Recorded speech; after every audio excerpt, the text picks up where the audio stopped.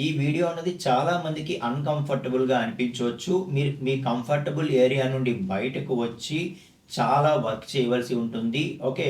So, దానికి మీరు ready అయితేనే ఈ వీడియో అనేది కంటిన్యూ చేయండి. లేదు అంటే ఇక ఇక్కడే మీరు దీన్ని స్టాప్ చేసి వెళ్ళిపోవచ్చు. హలో అండి. Welcome to Telugu web Guru platform.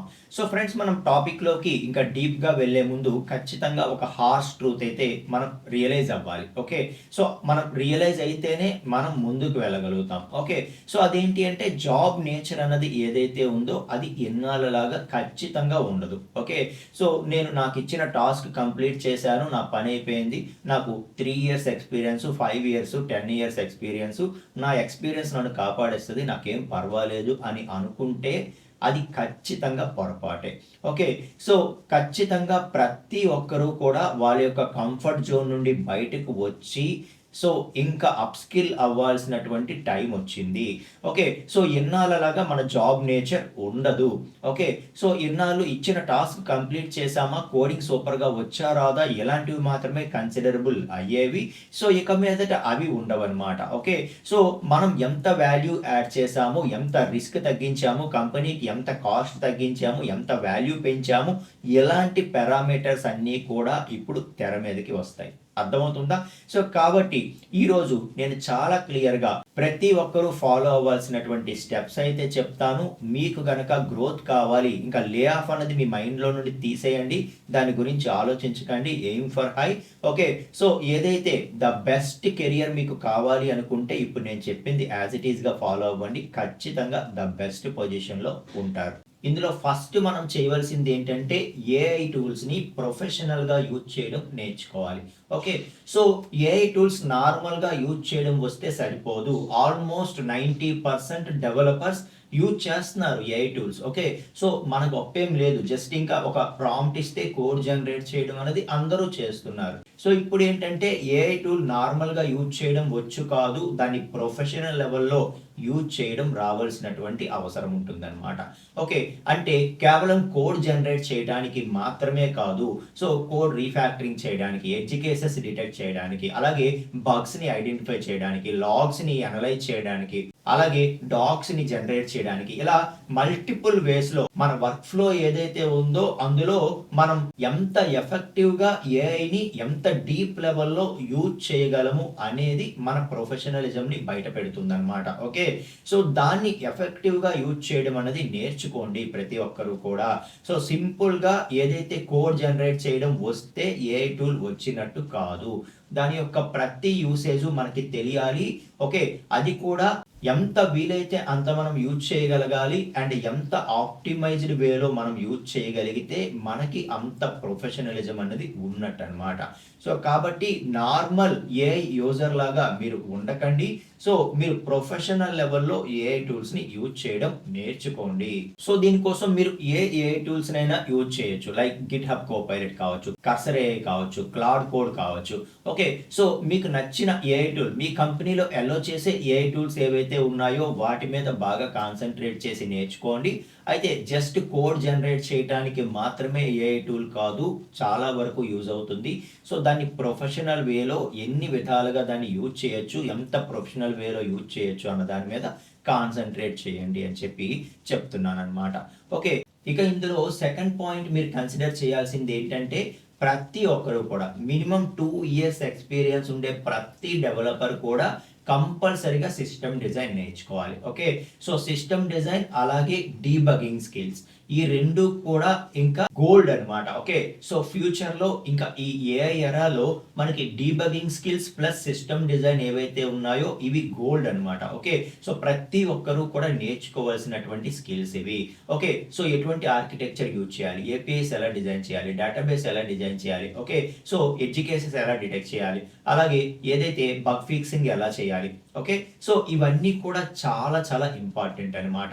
So, కాబట్టి డీబగింగ్ స్కిల్స్ కానీ అలాగే ఏదైతే సిస్టమ్ డిజైన్ గాని మీరు మస్ట్‌గా నేర్చుకోండి ప్రతి ఒక్కరు కూడా అని చెప్పి చెప్తున్నానన్నమాట. ఇక థర్డ్ స్టెప్ ఏంటి అంటే డొమైన్ నాలెడ్జ్ అండి. ఓకే. సో, మనలో చాలా మంది నేను కోడింగ్ సూపర్‌గా రాస్తాను. ఓకే. సో, నీ డొమైన్‌లో ఏం జరుగుతుందో నాకు అనవసరం. ఫర్ ఎగ్జాంపుల్ ఒక హాస్పిటల్ ప్రాజెక్ట్, ఫైనాన్స్ ప్రాజెక్ట్ ఏదో చేస్తున్నాం అనుకోండి. ఒక బ్యాంకింగ్ ప్రాజెక్ట్ చేస్తున్నాం అనుకోండి. ఓకే. సో ఇది ఏం చేయాలో చెప్పు, యాడ్ చేయాలా, రిమూవ్ చేయాలా అది చెప్పు చాలు నాకు, నేను కోడింగ్ చేసుకోగలను. అక్కడ నీ ఆపరేషన్ ఏం జరుగుతుందో అది నాకు అనవసరం అని అనుకుంటే కుదరదనమాట. సో మనం ఏ డొమైన్ మీదైతే మన ప్రాజెక్ట్ ఉందో దాని మీద కంప్లీట్ అవగాహన మనకి ఉండాలి. ఫర్ ఎగ్జాంపుల్ ఒక ఇన్సూరెన్స్ ప్రాజెక్ట్ కనుక మనం చేస్తున్నామంటే, సో ఇన్సూరెన్స్ ప్రాజెక్ట్‌లో వాళ్ళ యొక్క డీప్ నాలెడ్జ్, వాళ్ళ ప్రాసెస్ ఏంటి, ఓకే. సో ఇన్సూరెన్సెస్ ఎలా వాళ్ళు ఇష్యూ చేస్తారు, వాళ్ళ క్రైటీరియా ఏంటి, అలాగే ఏదైనా ఒక క్లెయిమ్ వస్తే వాళ్ళ క్లెయిమ్ ప్రాసెస్ ఏంటి, ఆ డొమైన్ నాలెడ్జ్ అన్నది మన దగ్గర ఉండాలి. దాంతో మనకేం పని అంటారా, అది కంప్లీట్‌గా ఎంత నాలెడ్జ్ ఉంటే దాని ప్రకారం మనం అండర్‌స్టాండ్ చేసుకొని, ఇక్కడ ఏదైనా సెక్యూరిటీ ఇష్యూస్ కానీ, లేకపోతే వాళ్ళ ఎన్విరాన్మెంట్‌కి ఏదైనా ఇబ్బంది పెట్టేలాగా మన కోడింగ్ ఎక్కడైనా ఏఐ జనరేటెడ్ కోడ్ ఉందా అని గాని, ఇలాంటివన్నీ మనం ఐడెంటిఫై చేయాలంటే ఖచ్చితంగా డొమైన్ నాలెడ్జ్ అనేది అవసరం. సో మీ ప్రాజెక్ట్ ఒక హెల్త్ ఇండస్ట్రీయో, లేకపోతే ఒక banking are finance whatever it may be, దాని మీద ఆ డొమైన్ నాలెడ్జ్ అనేది మీకు కంప్లీట్‌గా ఉండాలి. ఓన్లీ కోడింగ్ నాకు వచ్చు, ఇది ఇలా చెయ్యు అని చెప్తే నేను చేసేయగలను అనుకుంటే కుదరదు. ఓకే. సో డొమైన్ నాలెడ్జ్ చాలా ఇంపార్టెంట్. ఓకే. సో మీరే ఆలోచించండి. ఇద్దరు డెవలపర్స్ ఉన్నారు. ఫర్ ఎగ్జాంపుల్ ఇద్దరు జావా డెవలపర్స్ ఉన్నారు. ఇద్దరు సూపర్ కోడింగ్ చేస్తారు. సో అందులో ఒక వ్యక్తికి ఏదైతే ప్రాజెక్ట్ తాలూకా డొమైన్ ఉందో బ్యాంకింగ్ ఇండస్ట్రీ, దాని మీద కంప్లీట్ అవగాహన ఉంది. ఓకే. సో బ్యాంకింగ్‌లో ఏం జరుగుతుంది, ఏ ప్రాసెస్ ఏంటి, ఇదంతా కూడా తనకి కంప్లీట్ అవగాహన ఉంది. సెకండ్ క్యాండిడేట్‌కి ఆ అవగాహన లేదనుకోండి. అప్పుడు ఖచ్చితంగా ఇందులో ఒకరినే ఉంచాలి అంటే ఏం చేస్తారు? సో ఖచ్చితంగా ఒకరు ఎఫెక్ట్ అవుతారు కదా! ఓకే. సో అలాంటి ఎఫెక్ట్ మన దగ్గరికి రాకుండా ఉండాలి అంటే ఖచ్చితంగా మనకి ఒక కోడింగ్ స్కిల్ సరిపోదు. దానితో పాటు డొమైన్ నాలెడ్జ్ చాలా చాలా ఇంపార్టెంట్ అని చెప్పి చెప్తున్నాననమాట. ఇక మీరు మీ కంపెనీలో మిగతా ఎంప్లాయీస్ కంటే టాప్ పొజిషన్‌లో ఉండాలి అంటే, సో మీరు ఇంకొంచెం ఎక్స్‌ట్రా ఏదైనా పెర్ఫార్మ్ చేయాలి. ఫర్ ఎగ్జాంపుల్ ఏదైనా మీ పెయిన్ పాయింట్స్ ఏంటో ఐడెంటిఫై చేయండి. సో మీరు రెగ్యులర్‌గా వర్క్ చేస్తున్నప్పుడు ఏవైతే పెయిన్ పాయింట్స్ వస్తాయో, ఫర్ ఎగ్జాంపుల్ ఏదైనా మాన్యువల్‌గా చేస్తున్నారా? సో దాన్ని ఆటోమేషన్ ఎలా చేయొచ్చు? ఓకే. సో మీ వల్ల అక్కడ కంపెనీలో ఏదో ఒక వాల్యూ యాడ్ అయ్యి ఉండాలి. ఓకే. సో ఇది నేను ఈ విధంగా చేయటం వల్ల మనకి మాన్యువల్ వర్క్ చాలా తగ్గింది. నేను చాలా టైం సేవ్ చేశాను. సో మీరు చేసిన వర్క్ అనేది ఎయిదర్ టైం అయినా చాలా సేవ్ చేయించాలి, లేకపోతే కాస్ట్ అయినా తగ్గించాలి, లేకపోతే ప్రొడక్టివిటీ అయినా పెంచేదిగా ఉండాలి. సో ఏదో ఒక వాల్యూ యాడ్ చేసే విధంగా ఒక వర్క్‌ని చేయండి. And at the same time దాన్ని మీరు డాక్యుమెంటేషన్ కంపల్సరీగా చేసుకోండి. ఓకే. సో నేను ఇది చేశాను, దీనివల్ల ఇంత టైం సేవ్ అయింది, ఇంత వర్క్ జరిగింది అనేది ఒక అఫీషియల్ ప్రూఫ్ కావాలి. సో ప్రూఫ్ చాలా ఇంపార్టెంట్ అండి. ఎందుకంటే మీ యొక్క అప్రైజల్ వచ్చే టైంకి మీ మేనేజర్‌కి మీరు చేసిన వర్క్ అనేది గుర్తుండొచ్చు, గుర్తుండకపోవచ్చు. ఓకే. సో గుర్తుంటే తను ఖచ్చితంగా దాన్ని ప్లస్ చేస్తాడు. సో లేని పక్షంలో ఏమవుతుంది, సో తనకి ఆ టైంలో గుర్తు రాకపోవచ్చు. కాబట్టి సో ఈ క్యాండిడేట్ చేసినవి ఏంటి అని చెప్పి సెట్ చేసేటప్పుడు అక్కడెక్కడా కూడా తనకి ప్రూఫ్ దొరకలేదనుకోండి. సో ఒక ప్రూఫ్ అనేది కంపల్సరీగా పెట్టుకుంటే మనకి అది చాలా ప్లస్ చేస్తుంది అని చెప్పి చెప్తున్నాను సింపుల్‌గా చెప్పాలంటే. ఓకే. సో ఇంకా తనకి గుర్తు లేకపోయినా తను ఈ వర్క్ ఏం చేశాడు ఈ క్యాండిడేట్ అని చెప్పి అప్రైజల్ టైంలో చూసేటప్పుడు సో ఈ ప్రూఫ్ అనేది కంపల్సరీగా కనిపిస్తుంది. Yes, yes this candidate added some value to the existing environment అని చెప్పి ఖచ్చితంగా అది మనకి పైకి తీసుకువెళ్ళేటటువంటి అవకాశం ఉంటుంది అని చెప్పి చెప్తున్నాను. సో గుర్తుపెట్టుకోండి, ఇన్నాళ్ళలాగా నా వర్క్ నేను కంప్లీట్ చేసేస్తాను, నా దగ్గరికి వస్తేనే నేను ఏదైనా చూస్తాను, లేకపోతే మనకెందుకు తలనొప్పి అని అనుకునే రోజులైతే అస్సలు కాదు. సో మనం ఇంకా ప్రొయాక్టివ్‌గా ప్రతి దానిలో ఇన్వాల్వ్ అవ్వాలి. అక్కడ ఏదైనా మనం ఆటోమేషన్ చేయగలిగితే ఆటోమేషన్ చేయగలగాలి. సో కంపెనీకి మన వల్ల ఏదైనా ఒక వర్క్‌లో బర్డెన్ తగ్గించడం, వాళ్ళకి టైం సేవ్ చేయడమో, లేకపోతే కాస్ట్‌ని రెడ్యూస్ చేయడమో, వాల్యూని పెంచడమో, సో ఏదో ఒకటి అంటే ఒక ప్రాఫిట్ పెరగడమో ఏదో ఒక విధంగా మన వాల్యూ అనేది ఇక్కడ యాడ్ అవ్వాలి. సో మనం వర్క్ చేసేస్తే సరిపోదు, దాన్ని ప్రాపర్ ప్రూఫ్ కూడా మెయింటైన్ చేసుకోవాలి అని చెప్పి చెప్తున్నాననమాట. ఇక నెక్స్ట్ వచ్చి people management and communication.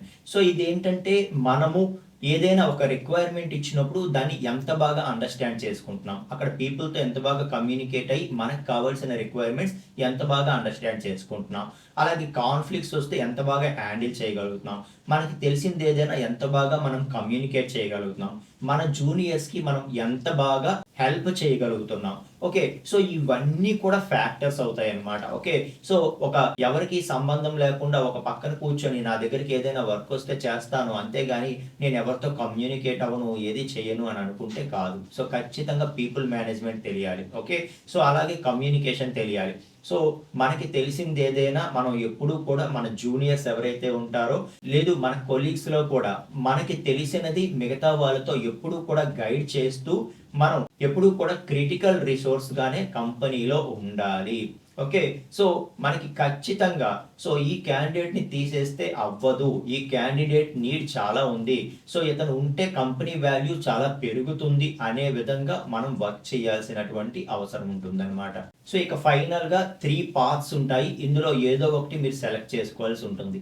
So ఫస్ట్ది ఏంటి అంటే మీ కంపెనీలో హైక్ ఏమైనా తెచ్చుకునే అవకాశం ఉందా. సో మీ మేనేజర్తో మాట్లాడితే మీ యొక్క వాల్యూ మేనేజర్ ఐడెంటిఫై చేస్తున్నారా లేదా మీ వర్క్ని.